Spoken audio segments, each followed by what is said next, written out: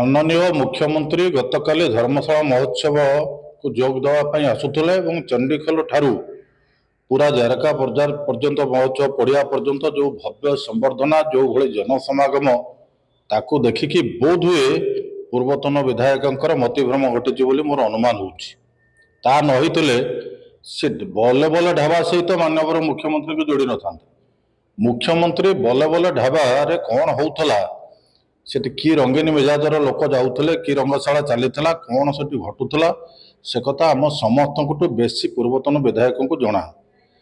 किंतु यही सब अभियोग आसला नुआ सरकार ताकू प्रशासन ताकू तदारक करिछि सील करिछि बल्ले बल्ले ढाबा को बर्तमान बल्ले बल्ले ढाबा बंद अछि। प्रशासन जो बल्ले बल्ले ढाबा को सील करिछि मुख्यमंत्री ढाबार सहित काम कौन सी बोधे काच घर रही टेका पकाउछन्ति बल्ले बल्ले ढाबा कहीं मुख्यमंत्री जी मुख्यमंत्री तो आपण गणमाध्यम वाले देखी मुख्यमंत्री धर्मशाला भवन को जाइए बल्ले बल्ले ढाबा को नुह बल्ले बल्ले ढाबा अलग धर्मशाला भवन हूँ अलग धर्मशाला भवन वाशरूम 5 मिनिट यूज कर सागे सागे जेहेतु समय अतिक्रांत होता सी महोत्सव अभिमुखे बाहरी पड़े बल्ले बल्ले ढाबा को नहीं जो अरुचिकर मंतव्य दौरान जेहेतु से भाया कम आगु से अनुष्ठान को से बल्ले बल्ले ढाबा को सेमती व्यवहार करुले से भावुंट आउ किए किसी जाकि कम कले कि बोधे माननीय पूर्वतन विधायक जानी ना आज प्रशासन से ताला झुलई ताला झुलुची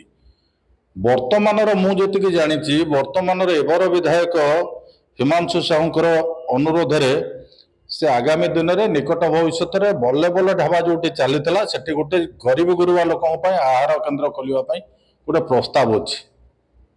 आउ से रंगशाला हेनी रंगीन कार्य हेनी गरीब लोक से मागणार बा स्वल्प मूल्य आहार पाइब से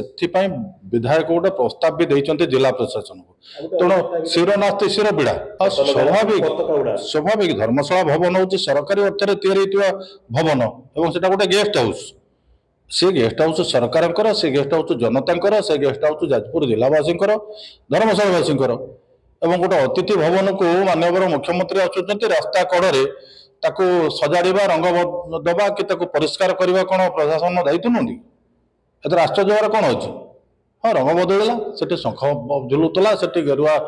सबुज रंग लगी तेणु से नाली गेरुआ रंग लगी सफा हो मुख्यमंत्री वाशरूम यूज कले आसले आगामी दिन में सी जिलावासी राज्यवासी सरकार समस्त कम लगे से सरकारी अर्थ अतिथि भवन